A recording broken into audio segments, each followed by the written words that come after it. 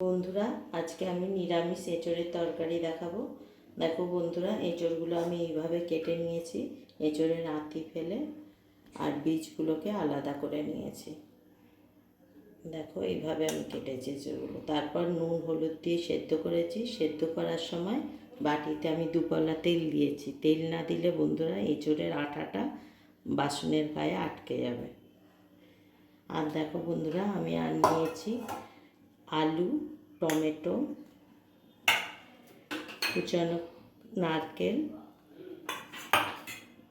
আদা বাটা,